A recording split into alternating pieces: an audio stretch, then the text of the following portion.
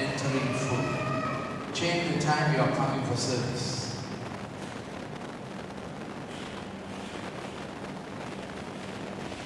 It's a God factor. Keep your Sunday invited. It's a God factor. I have made a list of things. The world and the church agrees. There has never been a time the secular world and the church of Jesus Christ agreed so much on unbiblical, unrighteous, wicked things. Divorce and remarriage, homosexuality, abortion, euthanasia. The world and the church agrees. These things the world did all the time.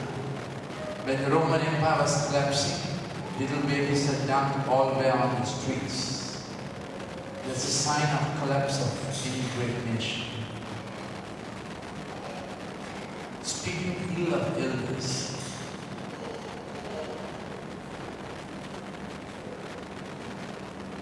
the dress fashions, how much body is exposed, world and the church agrees. This is a disaster. So many other things on which the world and the church agrees. World is the salt. If the salt loses, the church is the salt. If the church loses its savor, salt loses its savor, the whole thing becomes a pile of downhill. We want to bring righteous judgment. The way Christians preach Sunday is becoming the same the way unbeliever treats Sunday. Where is my Sabbath? Where is my holiness? Our God is an unseen Father. Hebrews 12:28. Serve Him, accept Him with reverence and godliness. The language Christians use, the music styles Christians listen to, lyrics Christians sing, methods Christians use, churches use, pastors divorcing and remarrying. As goes the world, so is the church going. Never a time in the history of the church agreed so much in the world. Evangelical universalism, that there is no hell. At least 50% of the church agrees with the world. That Jesus Christ is not the only way. At least 50% agrees with the world. That you can have salvation after death. At least 50% of the church agrees with the world. So take heart of God boundaries in your life. God boundaries in your life.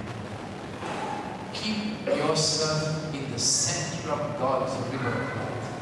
I never forget a vision I saw when I was in Melbourne. There was this river of life and children were swimming. It was a children's camp in Melbourne. I woke up early morning, 3:30, 4, and I saw them swimming. And then they were swimming not straight in the length, but they were swimming sideways. And they were moving into an area I saw from the balcony. This is the Trans Interactive Vision Whirlpool of Compromise. It was written on it. They did not know. Their parents did not know. They allowed one step at a time. Children deviate. And they came to the whirlpool of compromise. They were no more swimming to the winning post. Race was over. They were just turning around in their own circles. How many Christians do this? Turning around in their own circles. They did not know this whirlpool of compromise was slowly but steadily taking them further left. And I can see from the balcony, it's moving, but what I did not see was a swiftness suddenly emerged on the extreme left end. I can see from the balcony, written on the water, Black River of Death. It was flowing in the opposite direction. as they came further to the left end of the whirlpool of compromise, they flipped with a screech. They were taken away to lost eternity. That day we got ready and in that congregation, as we prayed and laid hands, every young person went down on the ground, and their skirts were so short. Mothers ran helter-skelter to get something to cover what others should not see. But thank God, God spoke.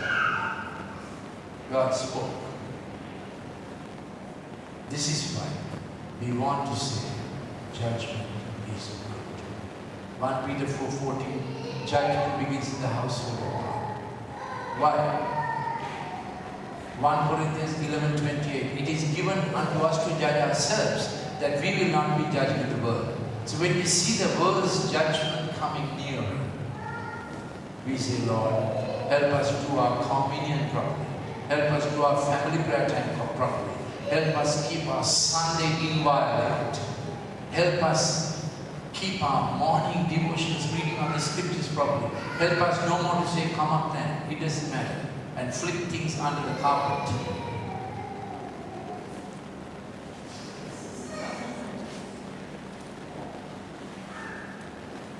Because judgment is drawn near. When this landslide happened, I said, Lord, this is terrible. Are we beginning a tsunami again? At least 200 are under that pile of soil. Government is desperately trying to make the numbers less. Somehow government feels responsible for landslides also. What a caring government we have. There is a big fault line between all the area where the tunnel is running from Victoria Reservoir to Round Tavern. That force of water that is being taken subterranean for electricity generation has had though it's going through a concrete tunnel, it has been going on, and houses are cracking from Marthalee to Ampari. And this mountain, the rear of it slipped towards Miriabelda, and the front of the mountain is slipping towards the Mandaroli town. That's the problem. So we just say, Lord, help us keep your boundary. Yes, you. So he called one of the servants and asked him what was going on. Your brother has come, he replied, and your father has killed the fattened calf because he has him back safe and sound. The older brother became angry and refused to go in. So his father went out and pleaded with him. What happens if we get angry? We lose entry. He was judging his brother and he was judging God the Father in his anger. So we don't want to keep anger in our heart because we exclude ourselves. Then what happened? But he answered his father, look, all these years I've been slaving for you and never disobeyed your orders. That is unsound judgment. Because only Father can say, this is my beloved Son, in whom I am well pleased, you never disobeyed me. Only the Father can say that. It's not the Son to given to judge them. It's not given to the Son to judge them. Yes. Yet you never gave me even a young goat so I could celebrate with my friends. But when this son of yours... 1 minute. Is there anything in our heart about which we have told God, God, you didn't do this for me? Can we say, Father, forgive me? If at any time you have been saying in your heart, you didn't do this for me, please don't judge God. When we judge God, God goes silent. He doesn't engage us at our level. He engages us at His level. We need to know whom we are dealing with. He's Almighty God. Our breath is in His hands. We can walk softly. We can walk humbly. We can walk with humility and with a broken heart. Sacrifices that please God are a broken heart and a contrite spirit. What is a broken heart? Heart that is willing to be a will that is melted, mended, molded, rebuilt. That's what a broken heart is. At the slightest hint from God, I am displeased. Our will surrenders.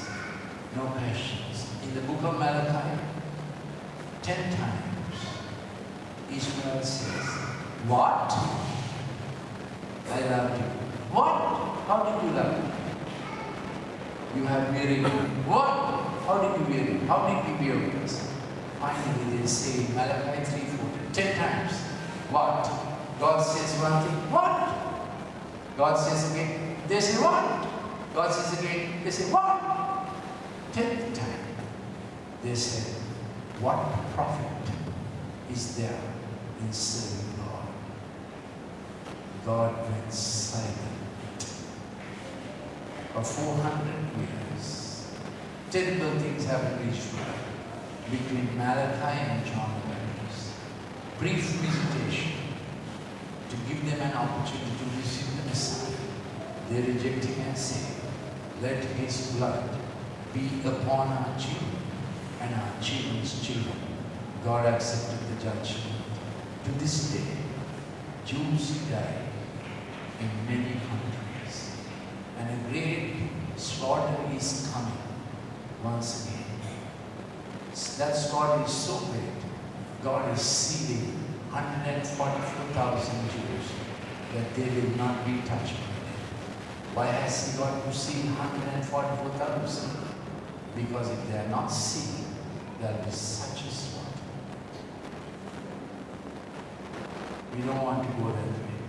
Tonight we are saying, we think the greatest profit in our life is serving God. Shall we say that together? We think the greatest profit in my life is serving the Lord. Yes, Chief, will you conclude? But when this son of yours, who has squandered your property with prostitutes, comes home, Assumption. you kill the That's fattened... an assumption. Elder brother didn't go to Gadara to see how he was spending his money. Assumption. Yes. You kill the fattened calf for him. My son, the father said, you are always with me and everything I have is yours. But we had to celebrate and be glad because this brother of yours was dead and is alive again. He was The lost. son said, elder son said, this son of yours. Father said, this brother of yours. The father corrected him. Yeah, elder son said, this son of yours. Father said, this brother of yours. Yes, Chief. But we had to celebrate and be glad because this brother of yours was dead and is alive again. He was lost and is found.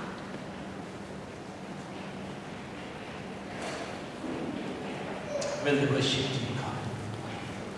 We are coming to the Father's house as sons. Servants measure and do.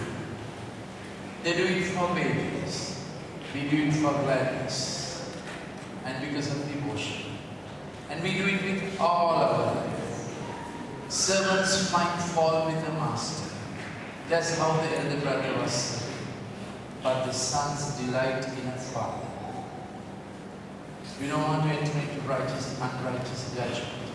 We don't want to judge God. We don't want to judge another man's servant. Please remember, head of state is God's servant. Romans 13:5. Head of state is God's servant. God has to judge him. Repent for the things you have been saying. He's God's servant. Romans 13:5. That sword God gave him. God has to take account of him. God has to deal with him.